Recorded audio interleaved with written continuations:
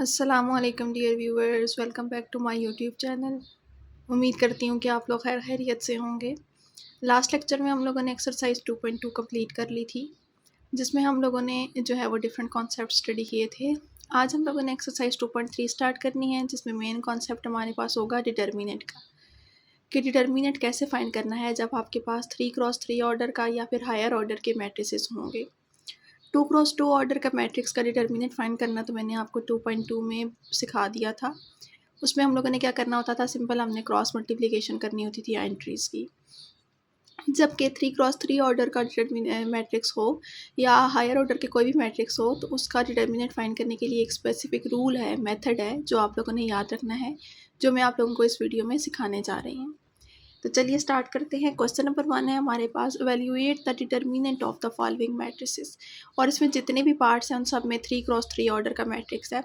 जब आपको इसका डिटर्मिनेंट फाइंड करना आ जाएगा, तो फिर कोई भी हायर ऑर्डर का मैट्रिक्स आए, आप उसका डिटर्मिनेंट इजीली फाइंड कर सकते हैं, क्योंकि ये जो रूल है ये हायर ऑर्डर पे, तमाम ऑर्डर्स पे जो है वो एप्लीकेबल है। हर ऑर्डर के मैट्रिक्स का डिटर्मिनेंट इसी तरीके से फाइंड हो सकता है। सबसे पहले तो आपने याद रखना है कि अगर आपके पास कोई भी ये वाला जैसे मैट्रिक्स है, इसका 3x3 ऑर्डर है, इट मीन्स इसके अंदर 3 कॉलम है और 3 रोज़ हैं। ये कॉलम 1 हो गया, ये column 2 and this is column 3, this is row 1, row 2 and row 3। तो आपके पास टोटल 6 ऑप्शंस हैं कि आपने किस कॉलम या रो से इसको एक्सपेंड करना है। 3x3 या हायर ऑर्डर के जो मैट्रिसेस होते हैं उनके डिटर्मिनेंट्स फाइंड करने के स्पेसिफिकली 2 मेथड्स होते हैं, जिसमें से एक होता है एक्सपेंशन मेथड, जो मैं भी आपको सिखाने जा रही हूँ। सेकंड फिर इसके बाद स्टडी करेंगे। तो जो एक्सपेंशन मेथड है उसमें हम एक्सपेंड करते हैं, तो आपने ये खुद डिसाइड करना है कि कॉलम 1 से एक्सपेंड करना है, कॉलम 2 से, कॉलम 3 से, रो 1 से, रो 2 से या रो 3 से। किसी से भी आप एक्सपेंड करेंगे आपका आंसर हमेशा सेम आएगा। बेशक आप कॉलम 1 से एक्सपेंड करें, कोई और स्टूडेंट है वो रो 2 से कर रहा है, लेकिन आंसर एंड पे सेम आना चाहिए। तो चलिए मैं इसको रो 1 से एक्सपेंड कर लेती हूँ। रो 1 से एक्सपेंड करने का क्या मतलब है कि रो 1 के अंदर एक तो ये बात है कि डिटर्मिनेंट को इस तरीके से डिनोट करते हैं, ए का डिटर्मिनेंट, तो ये आपने इस तरह से नोटेशन ज़रूर लिखनी है। अब आपने देखना है कि रो 1 के अंदर फर्स्ट एंट्री क्या है, 2 है, 2 लिख लिया मैंने। अच्छा, इसके अलावा एक और बात आपको बताती चलूँ कि इनके जो साइंस होते हैं वो आपने अल्टरनेट लेने होते हैं, यानी यहाँ से आपने स्टार्ट करना है प्लस माइनस प्लस, अगर आप कॉलम 1 से एक्सपेंड करना चाह रहे हैं। अगर आप रो 1 से करना चाह रहे हैं तो प्लस माइनस प्लस। इसी तरह से ये माइनस आ चुका है, इसके नीचे फिर प्लस फिर माइनस, ऑल्टरनेट साइन आपने देखने हैं। इस तरह भी ऑल्टरनेट हो, इस तरह भी, इधर से देखें plus minus plus, minus plus minus. तो इस तरीके से आपने इनके साइंस जो हैं वो याद रखने हैं। यहाँ मैं अलग से भी लिख देती हूँ कि ऐसे होता है plus minus plus, minus plus minus, plus minus plus. तो इस तरह से आपने एंट्रीज के साइन जो हैं वो लगाने हैं एक्सपेंशन मेथड के अंदर। अच्छा, अब आ जाते हैं कि इसका जो फर्स्ट एंट्री है 2, वो मैंने लिख ली। अब उसके साथ मैंने डिटर्मिनेंट का साइन लगाना है, और इसके अंदर मैंने क्या लिखना है, 2 की रो और कॉलम को मैं डिलीट कर दूंगी। 2 जिस रो के अंदर आ रहा है उसको मैंने कट कर दिया, 2 जिस कॉलम के अंदर आ रहा है उसको मैंने कट कर दिया। रिमेनिंग क्या बचा, -1 2 1 2। ये जो प्लस माइनस मैंने लगाए हैं इनको आपने इग्नोर कर देना है, ये सिर्फ एक्सपेंशन के लिए मैं आपको बता रही थी। यहाँ पे वही साइन आएंगे जो इनके ओरिजिनल मैट्रिक्स के अंदर हमारे क्वेश्चन के अंदर थे। तो क्या थे, -1 2 1 2। तो ये हम लिख लेते हैं -1 2 1 एंड 2। अब मैं इसको रो 1 से एक्सपेंड कर रही हूँ, तो रो 1 में नेक्स्ट एंट्री क्या है, 3 है। अब इस माइनस साइन को आपने माइंड में रखना है कि मैंने 3 के साथ माइनस लगाना है। ठीक है, 3 के साथ ऑलरेडी माइनस नहीं था, लेकिन एक्सपेंशन का रूल ये कहता है कि आपने ऑल्टरनेट साइन लगाने हैं, प्लस माइनस, फिर अगला जब ये आएगा तो फिर प्लस आएगा। अब आपने क्या करना है, 3 की रो और कॉलम डिलीट कर देना है। रिमेनिंग क्या बचा, 1 4 2 2। तो ये आपने यहाँ पे लिखने हैं 1 4 2 2। अब इसी तरह से नेक्स्ट एंट्री +1 की टर्न है, +1 आएगा, एंड +1 की रो और कॉलम डिलीट कर दें। रिमेनिंग क्या बचा, 1 -1 4 1 1 -1 4 1। इस तरीके से आपने इसको एक्सपेंड करना है रो 1 से। अब क्या आएगा हमारे पास, ये 2 एज इट इज़। अब ये डिटर्मिनेंट है और ये 2 क्रॉस 2 का है, तो इसको वही अब मेथड लगाएंगे जैसे हमने पहले पढ़ा था। क्या क्रॉस मल्टीप्लाई करते थे -1 को 2 के साथ, तो -2 आएगा, फिर माइनस लगाते थे और फिर 2 1 ज़ार 2। इसी तरह से 1 2 ज़ार 2 -4 2 ज़ार 8, 1 1 ज़ार 1 -4 -1 ज़ार -4। अब इसको सिंप्लीफाई कर लेंगे तो हमारे पास एक फिक्स नंबर आएगा जो कि हमारा आंसर होगा।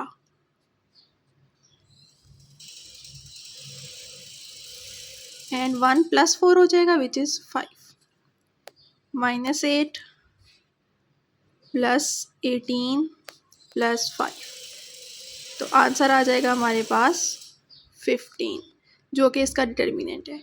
अब आप इसी जो है वो पार्ट को किसी और रो या कॉलम से एक्सपेंड करके भी देख सकते हैं, आंसर आपका 15 ही आएगा। चलिए नेक्स्ट पार्ट करते हैं। नेक्स्ट पार्ट में भी आप लोगों ने कॉलम 1 या रो 1 किसी से भी एक्सपेंड कर सकते हैं, लेकिन अगर आपके पास इस तरह का मैट्रिक्स आ जाए जिसमें ज़्यादा एंट्री 0 0 हों किसी रो या कॉलम में, तो आपने कोशिश करनी है कि उससे एक्सपेंड करें ताकि सिंप्लीफिकेशन जो है वो ईजी हो जाए। तो यहाँ आप रो 3 को देख सकते हैं कि रो 3 के अंदर 2 ज़ीरोज़ आ रहे हैं, तो इससे ईजी हो जाएगा। या फिर ये वाला कॉलम 3 है, इसके अंदर भी 2 ज़ीरोज़ आ रहे हैं, तो इससे ईजी हो जाएगा। तो अगर ज़्यादा ज़ीरो आ रहे हों तो आपने कोशिश करनी है कि उसी रो या कॉलम से एक्सपेंड करें। तो मैं यहाँ पे एक्सपेंड करती हूँ इसको रो 3 से, एक्सपेंडिंग बाय रो 3। ठीक है, रो 3 में फर्स्ट एंट्री क्या है 0, उसके साथ आपने 0 की कॉलम और रो डिलीट करने के बाद ये लिखनी है बाकी एंट्रीज। -sin थीटा है, cos थीटा है, 0 और 0। देन आगे ये वाला 0 है, इसके साथ माइनस आएगा क्योंकि साइन आपने याद रखने हैं, प्लस माइनस प्लस। अब ये 0 है, इसके रो और कॉलम डिलीट करके आपके पास क्या आ जाएगा cos theta, sin theta, 0 and 0। And last one is 1। अब 1 का कॉलम और रो डिलीट करेंगे तो रिमेनिंग बचेगा cos theta minus sin theta, sin theta and cos theta. अब हम इसको सॉल्व करेंगे जब, तो ज़ीरोज़ वाली रो कंसीडर करने का क्या फ़ायदा हुआ कि ये जो भी नंबर आ रहा होगा इसके साथ 0 मल्टीप्लाई होगा, इसको 0 कर देगा, एक्सपेंड करने की ज़रूरत नहीं है। सिमिलरली इसको भी 0 कर दिया, ये सब ख़त्म। सिर्फ लास्ट वाली टर्म हम लिखेंगे 1 है, 1 के साथ क्या आएगा cos थीटा और cos theta, cos square theta minus, अब ये sin थीटा और minus sin theta, minus sin square theta आएंगे, वो माइनस और ये माइनस प्लस हो जाएगा, sin स्क्वायर थीटा। अब फर्स्ट 2 एंट्रीज तो 0 हो गई ख़त्म, +1। अब cos square theta plus sin square theta identity use करेंगे which is equal to 1, and answer आ जाएगा हमारे पास 1। तो इस तरह से 0 वाली रो या कॉलम आप कंसीडर करेंगे तो आपकी सिंप्लीफिकेशन बहुत ईजी और शॉर्ट हो जाएगी। थर्ड पार्ट में मैं आपको इस क्वेश्चन को जो है वो कॉलम रो 2 से एक्सपेंड करके दिखाती हूँ, ताकि आपके माइंड में कोई कन्फ्यूजन ना रहे कि साइन कैसे लेने हैं। अब जब रो 2 को ले रहे हैं तो आपको याद रखना है कि यहाँ माइनस लेना है, यहाँ प्लस लेना है, यहाँ माइनस लेना है। तो आपने क्या लिखना है, एक्सपेंडिंग बाय रो 2।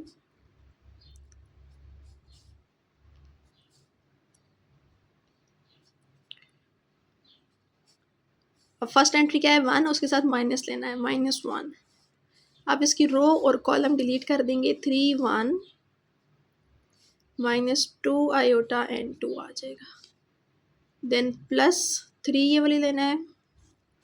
अब इसकी रो और कॉलम डिलीट करेंगे, iota 0 -2 iota and 2, and last one is -4। उसकी रो और कॉलम डिलीट करेंगे, आयोटा 3 0 1।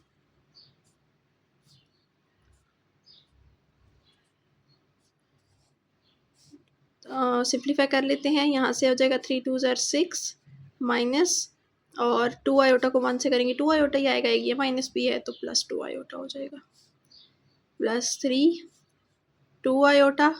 अब ये 0 है तो ये इसको 0 कर देगा, -4 आयोटा 1 ज़ार आयोटा और आगे 0 हो जाएगा, -6 -2 आयोटा +6 आयोटा -4 आयोटा। अब सारी आयोटा वाली टर्म सॉल्व हो जाएंगी, -6 तो ऐसे ही रहेगा और 6 आयोटा -4 आयोटा 2 आयोटा आ जाएगा और 2 आयोटा कैंसिल आउट हो जाएंगे, सिर्फ इसका आंसर आ जाएगा -6।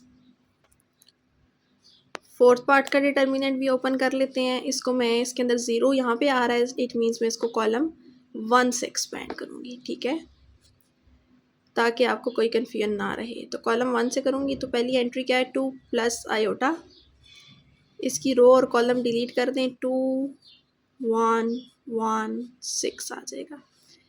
फिर ये 0 आ जाएगा, -0, 0 के साथ कुछ भी लिखें वो सब 0 कर देगा, 1 आयोटा 1 6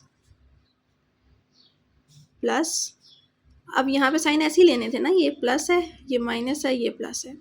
अब ये प्लस तो मैंने ले लिया है, लेकिन यहाँ पे इसका अपना भी माइनस है, तो उसको आपने इग्नोर नहीं करना, वो लिखना है आपने -3 आयोटा। अब इसकी रो और कॉलम डिलीट करेंगे तो क्या बचेगा, 1 2 आयोटा 1।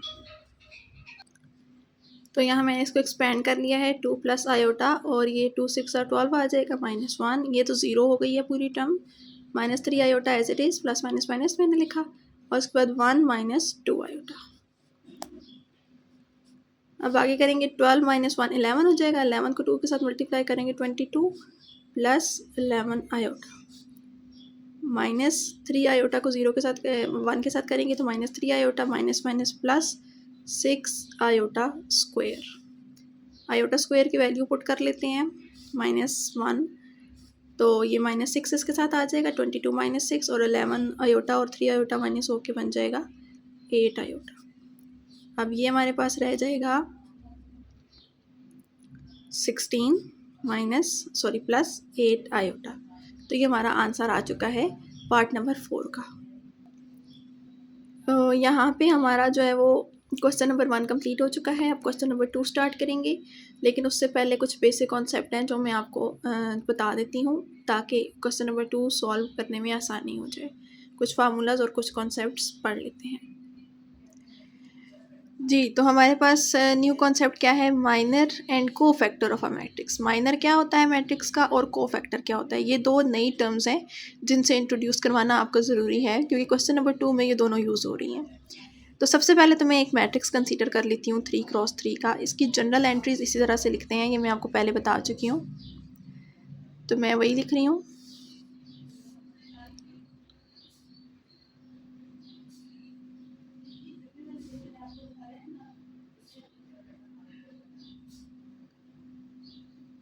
तो ये मेरे पास एक मैट्रिक्स आ चुका है।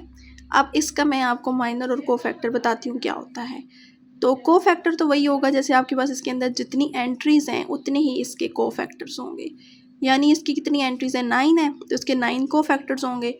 अब ये जैसे फर्स्ट एंट्री है A11, तो इसका कोफैक्टर होगा कैपिटल A11, ठीक है। ये स्मॉल A11 है, कैपिटल A11। जैसे ही कैपिटल A11 लिखा जाएगा आपको समझ आ जाएगी कोफैक्टर की बात हो रही है। जब स्मॉल a लिखा होगा तो इट मीन्स कि ये इसका एलिमेंट है। अब आ जाते हैं कि ये हमारे पास आएगा कैसे। इसका जो फार्मूला है, इसको मैं जनरल लिख देती हूँ पहले, कि Aij का जो फार्मूला है वो किसकी इक्वल होता है, -1 i + j इंटू Mij, और Mij जो होता है वो यहाँ पे माइनर होता है। अब मैं आपको बताती हूँ माइनर कैसे आता है।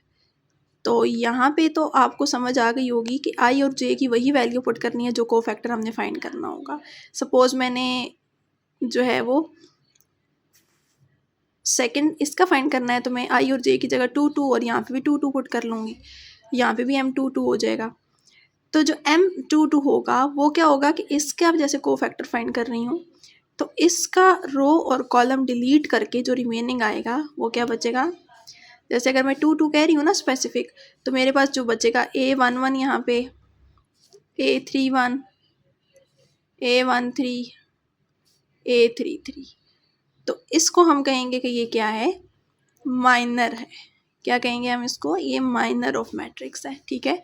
किसी भी एंट्री का माइनर आप फाइंड कर सकते हैं, वो डिफरेंट होगा। सपोज इस एंट्री का फाइंड करना है तो इसकी रो और कॉलम डिलीट करके जो रिमेनिंग बचेगा, जो हम पिछले क्वेश्चन में भी कर रहे थे लेकिन हमने इसका नाम नहीं पढ़ा था, तो इसको हम कहते हैं माइनर, और ये होता है कोफैक्टर। तो जितनी भी कोफैक्टर्स होते हैं उतनी ही माइनर्स होते हैं, जितनी एंट्रीज होती हैं उतने कोफैक्टर्स होते हैं, ठीक है। तो अब हमारे पास एक नया फार्मूला है डिटर्मिनेंट फाइंड करने का।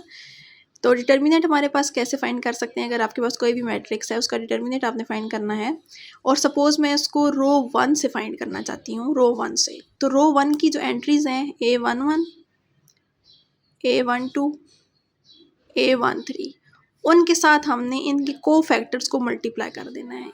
कैपिटल A11 को, कैपिटल A12 को, कैपिटल A13 को, और दरमियान में प्लस का साइन लगा लेना है। यानी आपने एंट्री को कोफैक्टर के साथ मल्टीप्लाई किया, नेक्स्ट एंट्री को कोफैक्टर के साथ, नेक्स्ट एंट्री को कोफैक्टर के साथ, और दरमियान में एडिशन का साइन लगाया। इसको सॉल्व करेंगे तो सिंपल आपके पास जो आंसर आएगा वो डिटर्मिनेंट का आंसर होगा।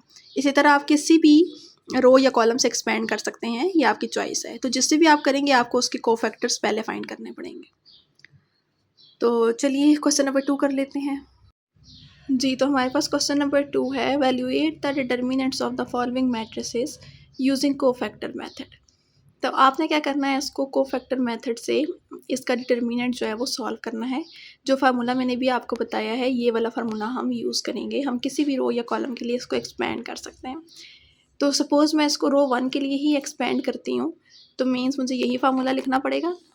तो उसके लिए जो है वो मुझे पहले ये कोफैक्टर जो है वो फाइंड करने पड़ेंगे। A11, A12, A13 कैपिटल ये जो है ये मैं फाइंड कर लेती हूँ। उसके बाद उस फार्मूले में वैल्यू पुट करेंगे और सॉल्व करेंगे।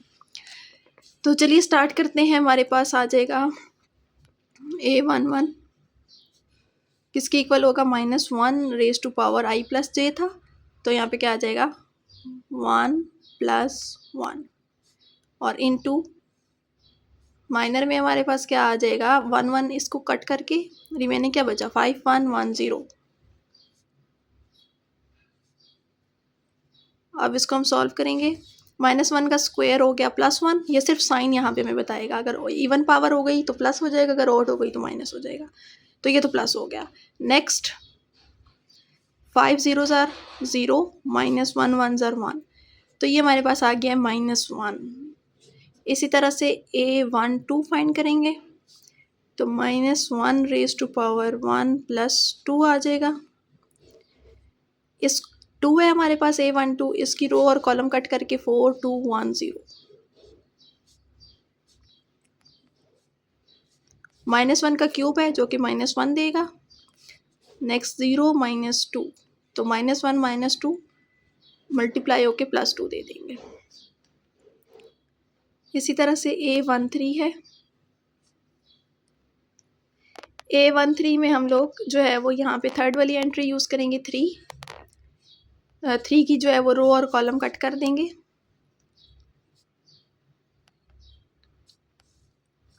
तो हमारे पास बचेगा 4 5 2 1। -1 की पावर 4 है, ये +1 बन देगा। 4 - 10, तो ये -6 आ जाएगा। तो आंसर बनेगा -6।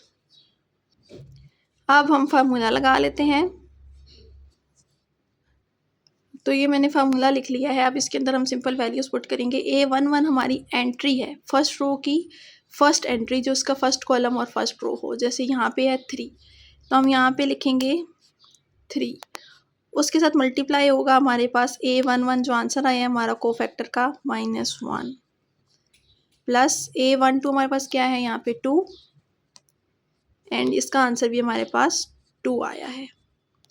नेक्स्ट हमारे पास है जी 3, तो A13 हमारे पास 3 आ गया, और कैपिटल A13 का आंसर आया है -6।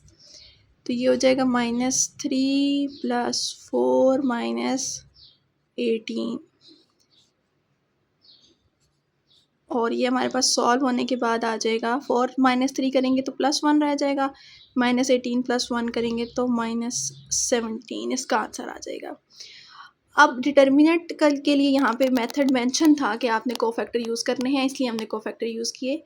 अदरवाइज़ आप कोई भी मेथड लगाएंगे, कोई भी रो और कॉलम यूज़ करेंगे, आपके पास आंसर हमेशा सेम आएगा। तो आपने इसी पार्ट को एक्सपेंशन मेथड से सॉल्व करके भी चेक कर लेना है क्या वाकई आंसर -17 आता है या नहीं। -17 ही आना चाहिए। तो चलिए नेक्स्ट पार्ट को भी सॉल्व कर लेते हैं। इसको भी हम रो 1 से एक्सपेंड करते हैं, ठीक है। तो रो 1 के कोफैक्टर्स फाइंड करने पड़ेंगे हमें, capital A11, capital A12 and capital A13।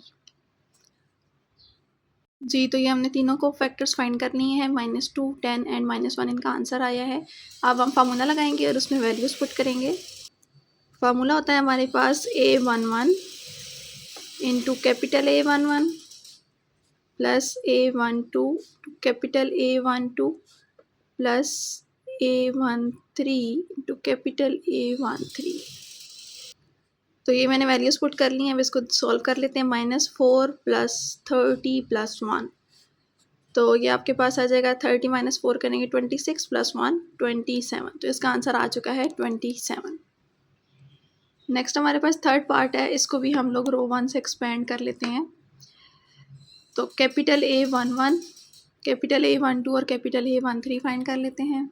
जी, तो ये हमारे पास तीनों को फैक्टर्स आ चुके हैं। अब हम लोग फार्मूला लगाएंगे डिटर्मिनेंट का। A11 A12 and A13 values put कर लेते हैं। 2 iota into 1 plus 6 into -3 iota plus 1 into 1। तो ये आंसर आ जाएगा 2 आयोटा माइनस 6 3 18 आयोटा प्लस 1, तो 1 - 16 आयोटा इसका फाइनल आंसर आ चुका है डिटर्मिनेंट का। लास्ट पार्ट में भी हमने कोफैक्टर सबसे पहले फाइंड करने हैं। इसको भी हम रो 1 से एक्सपेंड करना चाह रहे हैं। तो कैपिटल A11 क्या आ जाएगा, -1 raise to power 1 plus 1। First row first column delete करके क्या बनेगा, 1 2 4 3। -1 का स्क्वायर +1 हो जाएगा, 3 - 8 और आंसर बनेगा -5। इसी तरह से A12